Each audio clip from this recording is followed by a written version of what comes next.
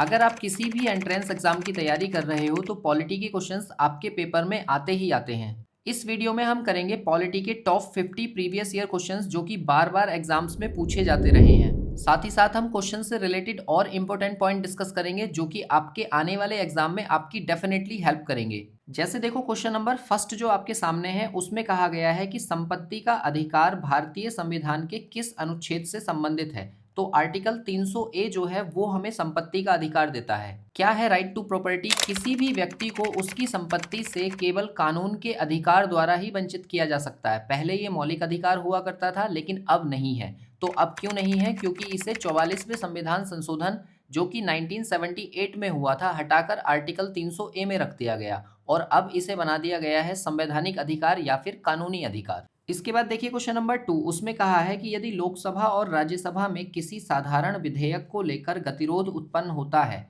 तो निम्न में से कौन गतिरोध तोड़ने के लिए संयुक्त सत्र आहूत कर सकता है? मतलब संयुक्त सत्र की बैठक कौन व्यक्ति बुला सकता है? तो इसका जो आंसर होगा वो सी ऑप्शन है, यानी कि राष्ट्रपति। राष्ट्रपति को आर्टिकल 108 में ये अधिकार दिया गया है कि किसी भी साधारण विधेयक पर लोकसभा और राज्यसभा के बीच गतिरोध तोड़ने के लिए संयुक्त अधिवेशन यानी कि दोनों सदनों की बैठक बुलाई जा सकती है। कब कब ये बैठक बुलाई जा सकती है? पहली कंडीशन तब होगी जब एक सदन किसी भी विधेयक को पारित कर दे और दूसरा जो है वो उसको अस्वीकार करे, तब ये कंडीशन हो सकती है। या फिर दोनों ही सदन एक चीज को मना कर रहे हों। या फिर तीसरी जो कंडीशन है वो सबसे इम्पोर्टेंट, कि अगर किसी एक सदन ने कोई भी विधेयक पारित कर दिया और 6 माह से ज्यादा उसे लंबित किया हुआ है, तब भी राष्ट्रपति के द्वारा ये बैठक बुलाई जा सकती है। यहाँ से एक और इम्पोर्टेंट क्वेश्चन आपको याद रखना है कि अगर इस क्वेश्चन में ये पूछा जाता है कि इस संयुक्त अधिवेशन को बुला कौन सकता है, तो आपका आंसर होगा राष्ट्रपति। लेकिन अगर ये पूछा जाए कि इस संयुक्त अधिवेशन की अध्यक्षता कौन करेगा, तब आंसर होगा आपका लोकसभा अध्यक्ष। इसके बाद देखिए क्वेश्चन नंबर 3 को। क्वेश्चन नंबर 3 में कहा है कि भारतीय संविधान की प्रारूप समिति यानी कि ड्राफ्टिंग कमेटी के अध्यक्ष कौन थे? तो इनका नाम है डॉक्टर भीमराव अंबेडकर। गठन कब हुआ था इस समिति का? 29 अगस्त 1947 को। और समिति के अंदर टोटल 7 मेंबर्स थे, ये बात आपको याद रखनी है। इसके बाद देखिए क्वेश्चन नंबर 4 को। तो उसमें कहा गया है कि अल्पसंख्यकों के हितों के संरक्षण के लिए निम्नलिखित में से कौन सा अनुच्छेद है? तो देखो आर्टिकल 27 की अगर हम बात करें तो ये हमें देता है स्वतंत्रता इस बात की कि हम किसी भी धर्म में जा सकते हैं, हमें उसके लिए कोई भी टैक्स पे नहीं करना है, तो इसलिए ये रिमूव हो जाएगा यहाँ से। इसी के साथ साथ आर्टिकल 26 को भी आप यहाँ से एलिमिनेट कर देंगे क्योंकि ये हमें कहता है कि धार्मिक संस्थाओं के प्रबंधन की स्वतंत्रता आपको है। अब यहाँ से अल्पसंख्यकों के लिए 2 आर्टिकल हमारे पास हैं, आर्टिकल 30 और आर्टिकल 29। इन दोनों में से जो सही आंसर है वो आर्टिकल 29 है, क्योंकि आर्टिकल 30 जो है वो हमें ये बताता है कि अल्पसंख्यक अपनी पसंद के शैक्षिक संस्थान स्थापित कर सकते हैं। लेकिन जो आर्टिकल 29 है वो हमें ये बताता है कि अल्पसंख्यकों की भाषा, लिपि और संस्कृति के संरक्षण के अधिकार उन्हें इस आर्टिकल से मिलते हैं। इसलिए इसका जो करेक्ट आंसर होगा वो 29 होगा। इसके बाद देखिए क्वेश्चन नंबर 5 को। तो उसमें कहा है कि भारतीय संविधान ने राज्य के नीति निर्देशक तत्वों की अवधारणा किस देश से ली है? तो जैसा कि आपको पता है कि हमारा संविधान बनने में लगभग 2 साल 11 महीने 18 दिन लगे थे और इस संविधान को बनाने के लिए 166 सेशंस लगभग लगे थे और 70 देशों के संविधानों को पढ़ने के बाद लगभग 64 लाख रुपया खर्च हुआ था और तब जाकर 26 नवंबर 1949 को संविधान बना। तो पूरे संविधान को बनाने के लिए जैसा कि मैंने आपको बताया कि 70 देशों का संविधान हमने पढ़ा, तो उसमें अलग अलग देशों से अलग अलग चीजें हमने ली थी। उसी पर बेस्ड क्वेश्चन आपसे पूछा गया है कि बताइए नीति निर्देशक तत्वों की अवधारणा हमने कौन से देश से ली है? तो नीति निर्देशक तत्व और राष्ट्रपति का निर्वाचन की विधि, ये दोनों के दोनों हमने आयरलैंड से लिए हैं, इसलिए ए ऑप्शन जो है वो इसका करेक्ट आंसर है। अगर पूछे ब्रिटेन से क्या लिया गया है तो ब्रिटेन से नागरिकता ली गई है। और अगर पूछा जाए रूस से क्या लिया गया है तो रूस से हमने मौलिक कर्तव्य लिए हैं। और जर्मनी से हमने क्या लिया है? आपातकाल। तो सारे के सारे पॉइंट्स आपको पता होने चाहिए एक एक करके। इसके बाद देखिए क्वेश्चन नंबर 6 को। तो उसमें कहा है कि कौन सा अधिकार 44वें संशोधन द्वारा मौलिक अधिकारों से हटाकर कानूनी अधिकार बना दिया गया? तो इस क्वेश्चन को अभी ऊपर डिस्कस किया था कि संपत्ति का जो अधिकार है वो 44वें संविधान संशोधन 1978 में हटाकर उसे हमने क्या कानूनिक या संवैधानिक अधिकार बना दिया था। इसके बाद देखिए क्वेश्चन नंबर 7, उसमें कहा है कि संविधान के निम्नलिखित में से किस अनुच्छेद के तहत भारत के किसी भी राज्य में राष्ट्रपति शासन लागू किया जा सकता है? अब देखो राष्ट्रपति शासन लागू करने के लिए हमें पता है कि 356 आर्टिकल कहा गया है। आर्टिकल 356 में राष्ट्रपति शासन की बात की गई है और यहाँ से एक और याद रखना, आर्टिकल 352 इसमें जो है राष्ट्रीय आपात की बात की गई है, और एक आर्टिकल 360 इसमें वित्तीय आपात की बात की है। तो ये तीनों के तीनों आपात जो हैं आपको याद होने चाहिए, आर्टिकल 356, आर्टिकल 352 और आर्टिकल 360। बात करें अगर आर्टिकल 370 की, तो आर्टिकल 370 जम्मू और कश्मीर को विशेष दर्जा देता है, और आर्टिकल 326 की अगर बात करें तो 18 वर्ष के बाद ही आप वोट दे सकते हैं, ये हमें आर्टिकल 326 बताता है। और अगर बात करें आर्टिकल 380 की, तो वर्तमान समय में आर्टिकल 380 जो है हमारे संविधान में नहीं है। इसके बाद अगर हम बात करें क्वेश्चन नंबर 8 की, तो उसमें कहा है कि भारतीय संविधान के भाग 4A में कितने मौलिक कर्तव्य वर्णित हैं। अब देखो यहाँ से कई सारे क्वेश्चन हैं। पहला क्वेश्चन आपका बनता है कि मौलिक कर्तव्य हमने कहाँ से लिए हैं, तो आंसर इज रूस। दूसरा क्वेश्चन मैं आपको बताऊं कि 4A जो है ना, ये पहले हमारे संविधान में नहीं था, इसे 42वें संविधान संशोधन 1976 में जोड़ा गया था, और उस समय 10 मौलिक अधिकार थे, और जो 11वां मौलिक अधिकार है वो जोड़ा गया था 86वें संविधान संशोधन सन 2002 में। फिलहाल टोटल मिलाकर कितने हो गए हैं, 11, यानी कि 10+1। इसके बाद देखिए क्वेश्चन नंबर 9, तो क्वेश्चन नंबर 9 में कहा गया है कि भारतीय संविधान की अनुसूची जो कि अनुसूचित भाषाओं के बारे में है, कौन सी है। तो आपको पता होगा कि भाषाओं के बारे में जो अनुसूची है वो 8वीं अनुसूची है, और यहाँ से आपको ये भी याद रखना है कि हमारा जो मूल संविधान था उसमें टोटल 14 भाषाएं थी, और फिर जो इस समय आधुनिक संविधान है उसके अंदर टोटल 22 भाषाएं हैं। तो 14 से लेकर 22 तक आपको सारी पता होनी चाहिए कि 15, 16, 17, 18, 19, 20, 21 और 22 ये सारी की सारी भाषाएं कब जुड़ी और कौन कौन सी हैं। तो देखो अगर मैं 15वीं भाषा की बात करूं तो वो सिंधी थी, और इसे कब जोड़ा गया था, 21वां संविधान संशोधन 1967। और फिर उसके बाद में 16, 17 और 18 ये तीन भाषाएं कौन कौन सी, नेपाली, मणिपुरी और कोकड़ी, ये तीनों की तीनों भाषाएं जोड़ी गई 71वें संविधान संशोधन 1992 में। और फिर इसके बाद में ये जो चार भाषाएं हैं 19, 20, 21 और 22, इन्हें आप याद रख सकते हैं MBDS। कौन कौन सी हैं ये, मैथिली, बोडो, डोंगरी और संथाली। इनको जोड़ा गया 92वें संविधान संशोधन सन 2003 में। इतने सारे पॉइंट और सारे के सारे आपको याद होने चाहिए, क्योंकि कई बार आपसे सिर्फ एक सिंपल सा क्वेश्चन पूछ लिया जाता है कि बताइए डोंगरी भाषा जो है वो हमारे जो अनुसूची 8 है उसमें कब जोड़ी गई। तो आप कहेंगे कि 1992वें संविधान संशोधन सन 2003 में ऐसा किया गया था। फिलहाल इसका जो करेक्ट आंसर है वो 8 है। इसके बाद देखिए क्वेश्चन नंबर 10 को, तो उसमें कहा है कि संसद में किसी विधेयक को धन विधेयक माना जाए या नहीं, इसका अंतिम निर्णय कौन लेता है। तो लोकसभा अध्यक्ष जो है वो इसका निर्णय लेगा। इसके बाद देखिए क्वेश्चन नंबर 11, तो उसमें कहा गया है कि भारतीय संविधान के अनुसार सर्वोच्च न्यायालय के न्यायाधीश किस आयु में सेवानिवृत्त होते हैं, मतलब कब रिटायर होते हैं। तो 65 ईयर्स यहाँ पर आयु ठहराई गई है, 65 साल के बाद में उनका रिटायरमेंट होगा। इसके बाद देखिए क्वेश्चन नंबर 12 को, तो उसमें कहा है कि भारतीय संविधान के अनुच्छेद 12 से लेकर 35 मुख्य रूप से किससे संबंधित हैं। तो देखो आर्टिकल 12 से 35 जो है वो मौलिक अधिकारों की बात करता है, और मौलिक अधिकारों से एक क्वेश्चन आप याद रखना कि सबसे पहले मौलिक अधिकारों की बरबली जो मांग की थी वो एनी बेसेंट ने की थी, जो कि प्रथम महिला राष्ट्रीय कांग्रेस अध्यक्ष थी। और औपचारिक यानी कि ऑफिशियली डिमांड जो की थी वो मोतीलाल नेहरू ने 1928 की नेहरू रिपोर्ट में की थी। तो ये दोनों ही पॉइंट आपके लिए इंपॉर्टेंट है, इस क्वेश्चन से ये दोनों पॉइंट याद रखना। इसके बाद बात कर लेते हैं क्वेश्चन नंबर 13 की, तो उसमें कहा गया है कि सर्वोच्च न्यायालय द्वारा किसी सार्वजनिक या फिर अर्ध न्यायिक अधिकारी को अपना कर्तव्य निभाने हेतु जारी रिट कौन सी है। तो इसका आंसर है मैंडेमस यानी कि परमादेश। आपको पता होगा कि सुप्रीम कोर्ट और हाई कोर्ट के द्वारा कुछ रिट जारी की जाती हैं जिसके बाद में मौलिक अधिकार पुनः मिल जाते हैं अगर किसी व्यक्ति के मौलिक अधिकार उससे छीन लिए गए हैं। और वो कौन कौन सी रिट हैं, 5 मेन रिट हैं जो जारी की जाती हैं, जिसमें से पहली है हैबियस कार्पस यानी कि बंदी प्रत्यक्षीकरण, किसी भी व्यक्ति को फिजिकली जो है पेश किया जाएगा कोर्ट के अंदर। और नंबर 2 है मैंडेमस यानी कि परमादेश, जो कि अभी हमने देखा कि संविधान के खिलाफ कार्य करने वाले जितने भी सरकारी कर्मचारी हैं उनके खिलाफ ये रिट जारी की जाती है।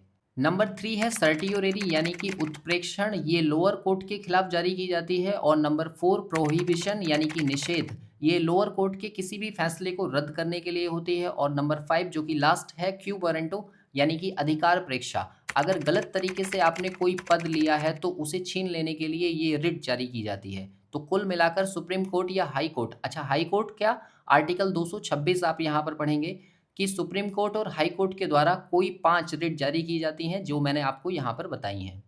इसके बाद देखते हैं क्वेश्चन नंबर 14। तो उसमें कहा है कि सरकारी बजट पेश करने की तारीख कौन तय करता है। तो राष्ट्रपति को यह अधिकार है कि बजट किस दिन पेश किया जाएगा। इसके बाद देखिए क्वेश्चन नंबर 15 को। तो उसमें कहा है कि उपराष्ट्रपति के पद की शपथ कौन दिलाता है। तो इसका आंसर होगा राष्ट्रपति। आर्टिकल 69 में हमसे कहा गया है कि राष्ट्रपति जो है वो उपराष्ट्रपति की शपथ दिलवाएगा। और साथ ही साथ आप पढ़ सकते हैं आर्टिकल 66 से लेकर 71 तक उपराष्ट्रपति के बारे में बताया गया है कि उसका जो कार्यकाल होगा वो 5 वर्ष होगा और उसकी मिनिमम एज जो है वो 35 वर्ष होनी चाहिए।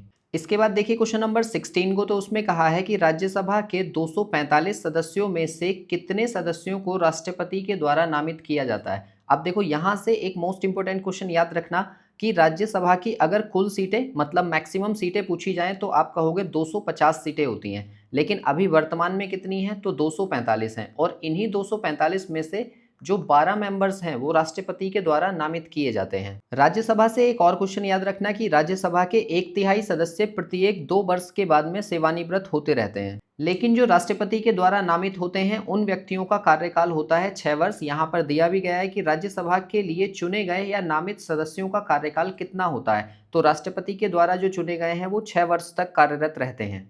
इसके बाद देखिए क्वेश्चन नंबर 18। तो उसमें कहा है कि यदि भारत के राष्ट्रपति अपना इस्तीफा देना चाहें तो वो अपना त्याग पत्र किसे देंगे। तो आंसर होगा उपराष्ट्रपति को दिया जाएगा। इसके बाद देखिए नेक्स्ट क्वेश्चन है, यहाँ पर कहा है कि सरकार को जनता का पैसा खर्च करने का जो अधिकार है वो कौन देता है। तो देखो इस वाले क्वेश्चन पर स्टार लगाओ, ये क्वेश्चन करंटली पूछा गया है कई बार और इसमें जो इसका आंसर है वो खास करके इसका आंसर जो होगा संसद होना चाहिए, या फिर संसद में भी कहें तो लोकसभा इसका आंसर होगा, राष्ट्रपति इसका आंसर नहीं होगा। बाकी मुझे कमेंट करके बताओ कि इस क्वेश्चन का सही आंसर आपको क्या लगता है, संसद होना चाहिए या लोकसभा होना चाहिए, क्योंकि राष्ट्रपति का भी इसमें रोल होता है। अगर आपको याद हो कि आर्टिकल 114 जो हमें दिया हुआ है उसमें ये कहा गया है कि विनियोग विधेयक जो है उस पर जो फाइनली सिग्नेचर होते हैं वो राष्ट्रपति के ही सिग्नेचर होते हैं। तो इसमें राष्ट्रपति आंसर आप मार्क करेंगे, संसद मार्क करेंगे या फिर लोकसभा। मेरे अकॉर्डिंग इसका आंसर जो है वो लोकसभा होना चाहिए। बाकी आप बताओ इसका कमेंट करके आंसर क्या होगा।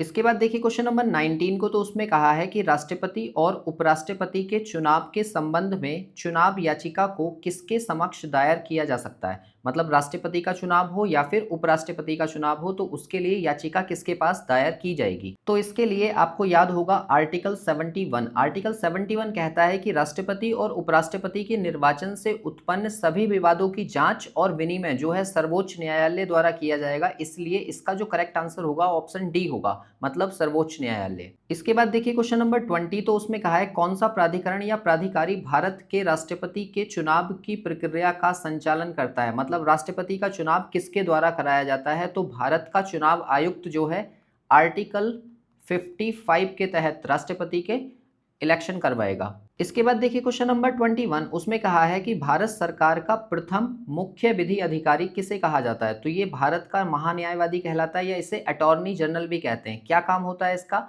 इसका काम होता है भारत सरकार को कानूनी सलाह देना। इसके बाद देखिए क्वेश्चन नंबर 22। उसमें कहा है कि भारतीय संविधान कब लागू हुआ था। तो 26 जनवरी सन 1950 में लागू हुआ था। इसके बारे में मैं पहले ही बता चुका हूँ। क्वेश्चन नंबर 23 भी इसी के जैसा है। इसमें कहा है कि भारतीय संविधान को संविधान सभा ने कब अपनाया था। तो ये 26 नवंबर 1949 को अपनाया था। ये दोनों ही क्वेश्चन आपके मोस्ट इंपोर्टेंट हैं। इसके बाद देखिए क्वेश्चन नंबर 24 को। तो उसमें कहा है कि भारत ने न्यायिक पुनर्वलोकन यानी कि जुडिशियल रिव्यू की अवधारणा जो है वो किस देश से ली है। तो आंसर है इसका अमेरिका या फिर यूएसए। और आपको पता होगा कि यूएसए से हमने क्या क्या चीज़ें ली हैं। प्रस्तावना वहाँ से लिया गया है, मौलिक अधिकार, राष्ट्रपति का पद और राष्ट्रपति के पद का निर्वाचन ये भी हमने यूएसए से लिया है, और राष्ट्रपति के महाभियोग की प्रक्रिया भी हमने यूएसए से ही ली है। और लास्ट एक सर्वोच्च न्यायालय और सर्वोच्चता का भी जो वो हमने प्रारूप लिया है वो यूएसए से ही लिया है। नेक्स्ट है क्वेश्चन नंबर 25। उसमें कहा है कि धर्म, जाति, लिंग, जन्मस्थान आदि के आधार पर भेदभाव का निषेध किस मौलिक अधिकार के अंतर्गत आता है। तो इसका आंसर होगा समानता का अधिकार। और आप जानते भी हैं कि आर्टिकल 14 से लेकर आर्टिकल 18 जो है वो हमें समानता का अधिकार देते हैं। और इसी पर आधारित है क्वेश्चन नंबर 26 जो कि मोस्ट इंपोर्टेंट क्वेश्चन है। यहाँ पर कहा गया है कि कौन सा संवैधानिक अनुच्छेद अस्पर्शता यानी कि अनटचेबिलिटी को समाप्त करता है।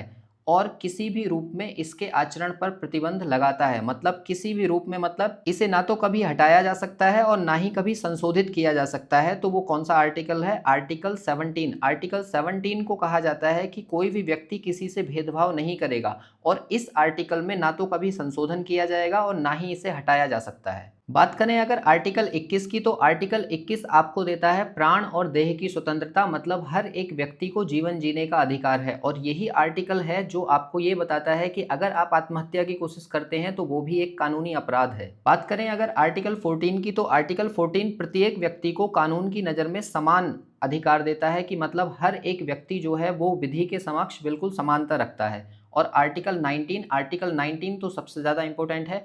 क्यों? क्योंकि इसमें दिया जाता है आपको स्वतंत्रता का अधिकार, और स्वतंत्रता का अधिकार नंबर 1, 2, 3, 4 और 5, ये 19 के 5 पार्ट हैं। मतलब 19(1), 19(2), 19(3), 19(4) और 19(5), ये पांचों के पांचों आपको याद होने चाहिए कि ये क्या हैं। जिसमें पहला 19 है बोलने का अधिकार, और नंबर 2 है शांतिपूर्ण सम्मेलन, और तीसरा है आपका यूनियन बनाने की स्वतंत्रता, चौथा है कि आप भारत में कहीं भी घूम फिर सकते हैं, और पांचवा है कि आप भारत में कहीं पर भी निवास कर सकते हैं। लेकिन ये भी याद रखना है कि जैसे ही अगर भारत में कभी आपातकाल रखता है तो सबसे पहले आर्टिकल 19 को ही रिमूव किया जाएगा। सबसे पहले आर्टिकल 19 ही प्रतिबंधित होता है। इसके बाद देखिए क्वेश्चन नंबर 27 को, तो उसमें कहा है कि भारतीय संविधान में कितने प्रकार की रिट जारी की जा सकती हैं। तो मैंने आपको बताया था कि 5 प्रकार की रिट हैं जो जारी की जाती हैं, अभी हमने ऊपर डिस्कस की थी। इसके बाद देखिए क्वेश्चन नंबर 28, उसमें कहा है कि भारत के उपराष्ट्रपति का चुनाव कौन करता है। तो संसद के दोनों सदन, मतलब लोकसभा और राज्यसभा के सारे मेंबर्स मिलकर जो है सिलेक्शन करेंगे उपराष्ट्रपति कौन बनेगा। क्वेश्चन नंबर 29 में कहा गया है कि संविधान के अनुच्छेद 75 के अनुसार मंत्रिपरिषद सामूहिक रूप से और संसद तथा विशेष रूप से किसके प्रति उत्तरदायी होता है। तो आंसर है इसका लोकसभा। और यहां से आपको यह भी पता होना चाहिए कि आर्टिकल 75 क्या कहता है। आर्टिकल 75 कहता है कि प्रधानमंत्री की नियुक्ति राष्ट्रपति के द्वारा होगी और संघ के मंत्रिपरिषद की नियुक्ति राष्ट्रपति के द्वारा प्रधानमंत्री की सलाह पर होगी। तो ये दोनों ही पॉइंट आपको याद रखने हैं। इसके बाद देखिए क्वेश्चन नंबर 30 को, तो उसमें कहा गया है कि राज्यसभा का पदेन सभापति कौन होता है। तो इसका आंसर होगा उपराष्ट्रपति। और यहाँ से एक चीज और याद रखना कि आर्टिकल 64 इसके लिए दिया गया है, और उसमें ये कहा गया है कि उपराष्ट्रपति जो भी वेतन लेता है ना, वो वेतन उसे उपराष्ट्रपति होने का नहीं मिलता है, बल्कि उसे राज्यसभा का सदस्य होने का मिलता है। तो इसलिए ये क्वेश्चन जो है आप याद रखना। इसके बाद बात करें 31 की, तो उसमें कहा है कि किसी राज्य के राज्यपाल की नियुक्ति कौन करता है। तो राज्यपाल की नियुक्ति हमेशा राष्ट्रपति के द्वारा ही की जाएगी। आर्टिकल 155 यहाँ से आप याद रखेंगे, जहाँ पर गवर्नर ऑफ स्टेट की नियुक्ति जो है वो राष्ट्रपति के द्वारा मंत्रिपरिषद की सलाह से होती है, और इसे राष्ट्रपति के द्वारा ही निलंबित किया जाता है। इसकी मिनिमम एज जो होनी चाहिए वो 35 ईयर्स होनी चाहिए, और इसे जो शपथ दिलवाता है, मतलब राज्यपाल की जो शपथ दिलाई जाती है वो उच्च न्यायालय के मुख्य न्यायाधीश के द्वारा दिलाई जाती है। इसके बाद देखिए क्वेश्चन नंबर 32, उसमें कहा है कि पंचायती राज व्यवस्था सबसे पहले किस राज्य में लागू की गई थी। तो इसका आंसर है राजस्थान, क्योंकि राजस्थान के नागौर जिले में सबसे पहले पंचायती राज बैठाया गया था। और अगर पूछा जाता है क्वेश्चन नंबर 34 को, देखो इसमें कि भारत में पंचायती राज प्रणाली का शुभारंभ कब हुआ था। तो इसका आंसर होगा 2 अक्टूबर 1959। ये डेट याद रखना, कई बार पूछी गई है एग्जाम में। और किसके द्वारा उद्घाटन किया गया था इसका? जवाहरलाल नेहरू के द्वारा किया था, जो कि उस समय प्रधानमंत्री थे। क्वेश्चन नंबर 33 को देखो, इसमें कहा गया है कि विधानसभा सदस्य बनने के लिए न्यूनतम एज क्या होनी चाहिए। तो इसका आंसर है 25 ईयर्स होनी चाहिए। अब एज से रिलेटेड क्वेश्चन मैं आपको बताऊं, कई सारे क्वेश्चंस आपको तैयार करने हैं। मतलब अगर आपको ग्राम पंचायत सदस्य बनना है तो एज आपकी 21 ईयर्स होनी चाहिए। विधानसभा सदस्य बनना है तो 25 वर्ष होनी चाहिए। लोकसभा सदस्य बनना है तो 25 वर्ष होनी चाहिए, और राज्यसभा सदस्य बनना है तो 30 वर्ष होनी चाहिए। इसी के साथ अगर राष्ट्रपति बनना है या उपराष्ट्रपति बनना है या राज्यपाल बनना है तो इन तीनों ही पदों के लिए 35 वर्ष मिनिमम आयु आपकी होनी चाहिए। फिलहाल इस क्वेश्चन का जो आंसर है वो एमएलए बनने के लिए आपको 25 ईयर्स मिनिमम एज होनी चाहिए। इसके बाद देखिए क्वेश्चन नंबर 35 को, तो उसमें कहा है कि भारतीय संविधान की प्रस्तावना में पंथ निरपेक्ष शब्द कब जोड़ा गया। तो आंसर होगा इसका 42वां संविधान संशोधन 1976 क्योंकि इसी संविधान संशोधन में प्रस्तावना में 3 शब्द ऐड किए गए थे, एक था समाजवादी, दूसरा था पंथ निरपेक्ष और तीसरा था अखंडता। तो ये 3 पॉइंट आप यहाँ से याद रखेंगे। क्वेश्चन नंबर 36 को देखो, उसमें कहा है कि भारत सरकार द्वारा वित्त विधेयक किस सदन में पेश किया जाता है। तो इसका आंसर होगा आपका लोकसभा, जो कि आर्टिकल 109 और आर्टिकल 110 में कहा गया है। यहाँ से आपको एक चीज और याद रखनी है कि आर्टिकल 112, 113, 114 और 110 ये चारों के चारों क्या हैं। तो आर्टिकल 112 जो है ये वार्षिक बजट को लेकर है, और आर्टिकल 113 जो है ये अनुदानों की मांगों को लेकर है, और आर्टिकल 114 विनिमय विधेयक जिसके बारे में मैं ऊपर भी बात कर रहा था, और लास्ट जो आर्टिकल 110 है वो धन विधेयक यानी कि मनी बिल को लेकर है। इसके बाद देखिए क्वेश्चन नंबर 37 को, तो उसमें कहा है कि संवैधानिक उपचार के अधिकार को अक्सर संविधान का हृदय या आत्मा कहा जाता है। तो इसे इस प्रकार किसने वर्णित किया था। तो आंसर है बी आर अम्बेडकर, और इसके बारे में मैं आपको पहले भी बता चुका हूं कि जो आर्टिकल 32 है उसे हम संविधान की आत्मा कहते हैं, क्योंकि यही वो आर्टिकल है जिसके तहत सुप्रीम कोर्ट या हाई कोर्ट रिट जारी करते हैं। जो 5 प्रकार की रिट के बारे में हमने ऊपर बात की थी, तो वो आर्टिकल 32 के तहत ही जारी किए जाते हैं जब किसी व्यक्ति से उसके मौलिक अधिकार छीन लिए जाते हैं। इसके बाद देखिए क्वेश्चन नंबर 38, तो उसमें कहा है कि लोकसभा का कार्यकाल आमतौर पर कितने वर्ष का होता है। तो आंसर है इसका 5 वर्ष का, और 5 वर्ष का जो है ये सामान्यता होता है। अगर हम बात करें कि आपातकाल की स्थिति में क्या होगा, तो आपातकाल की स्थिति में इसे 1-1 वर्ष तक बढ़ाया जा सकता है। इसके बाद देखिए क्वेश्चन नंबर 39, तो उसमें कहा है कि आर्टिकल 356 के तहत एक राज्य में राष्ट्रपति शासन को प्रारंभ में कितनी अवधि के लिए लगाया जा सकता है। आंसर मैंने इसका नहीं लिखा है, आंसर इसका होगा 6 माह के लिए। 6 महीने तक हम पहली बार में राष्ट्रपति शासन लगा सकते हैं, आर्टिकल 356 हमें ये बताता है। लेकिन इसको हम हर 6 महीने पर बढ़ा सकते हैं, और मैक्सिमम इसे 3 साल तक हम कर सकते हैं। तो ये तीनों पॉइंट आपको याद रखने हैं। फिलहाल इसका जो आंसर होगा वो होगा 6 मंथ या फिर 6 माह। इसके बाद देखिए क्वेश्चन नंबर 40, तो उसमें कहा है कि राष्ट्रपति के द्वारा जारी अध्यादेश को संसद को कितने समय में अनुमोदित करना होता है। तो इसका जो करेक्ट आंसर है वो ऑप्शन सी है, यानी कि संसद की पुनः बैठक से 6 सप्ताह इसकी टाइमिंग होती है। और इसके लिए एक और पॉइंट याद रखना कि राष्ट्रपति जो है आर्टिकल 123 के तहत जो है अध्यादेश जारी करता है, और उसके इस अध्यादेश जारी होने में दोनों सदनों के समक्ष ये बात रखी जाती है, और साथ ही साथ संसद की जो पुनः बैठक होगी उसके 6 सप्ताह के बाद ये अपने आप ही समाप्त हो जाता है। क्वेश्चन नंबर 41 की बात करें, तो उसमें कहा है कि भारत में अगर नया राज्य बनाना है तो उसका अधिकार किसके पास है। तो इसका आंसर होगा संसद, क्योंकि संसद के साथ ये आर्टिकल 3 की बात हो रही है। आर्टिकल 3 अगर ये भी कहा जाता है, क्वेश्चन में पूछा जाता है कि अगर भारत का कोई नया राज्य बनता है तो उसमें संविधान का कौन सा आर्टिकल जो है वो प्रभावित होता है, तो आप कहेंगे आर्टिकल 3। आर्टिकल 3 ही ये बताता है कि संसद के पास अधिकार है किसी भी नए राज्य को बनाने के लिए। और ये भी याद रखना कि आर्टिकल 3 का जब भी बिल बनेगा वो सबसे पहले राष्ट्रपति के पास जाएगा, और राष्ट्रपति अगर उसे स्वीकृति देते हैं तब वो दोनों सदनों के पास भेजा जाएगा, अदरवाइज नहीं भेजा जाएगा। इसके बाद देखिए क्वेश्चन नंबर 42, उसमें कहा है कि भारतीय संविधान की प्रस्तावना में समाजवादी और धर्मनिरपेक्ष शब्द किस संशोधन में जोड़े गए। तो ये क्वेश्चन मैंने अभी ऊपर भी बताया था आपको कि 42वां संविधान संशोधन जब हुआ था तो उसमें 3 शब्द जोड़े गए थे, एक समाजवादी, दूसरा पंथ निरपेक्ष या धर्मनिरपेक्ष, और तीसरा अखंडता। ये तीनों के तीनों जोड़े गए थे 42वां संविधान संशोधन। इसके बाद देखिए क्वेश्चन नंबर 43, उसमें कहा है कि भारतीय संविधान के किस संशोधन ने पंचायती राज व्यवस्था को संवैधानिक दर्जा दिया। तो आपका आंसर होगा 73वां संविधान संशोधन, जो कि 1992 और 93 का है। इसमें आपको ये भी याद रखना है कि यहीं से 11वीं अनुसूची जो है इसमें जोड़ी गई थी। इसके बाद देखिए क्वेश्चन नंबर 44, तो उसमें कहा है कि कौन सा संविधान संशोधन अधिनियम 2002 बच्चों को निःशुल्क और अनिवार्य शिक्षा यानी कि आर्टिकल 20A प्रदान करता है। तो इसका जो आंसर है वो है 86वां संविधान संशोधन, और यहीं से आप याद रखना कि शिक्षा का अधिकार जो है मौलिक अधिकार बनाया गया था इसी संविधान संशोधन के तहत। इसके बाद देखिए क्वेश्चन नंबर 45, उसमें कहा है कि किस अनुच्छेद के अंतर्गत भारत के राष्ट्रपति वित्तीय आपातकाल घोषित कर सकते हैं। तो आंसर होगा आर्टिकल 360। आर्टिकल 360 में बताया गया है कि भारत के राष्ट्रपति भारत में वित्तीय आपातकाल की घोषणा कर सकते हैं, और मैं आपको बता दूं कि अभी तक भारत में कभी भी वित्तीय आपात नहीं लगा है।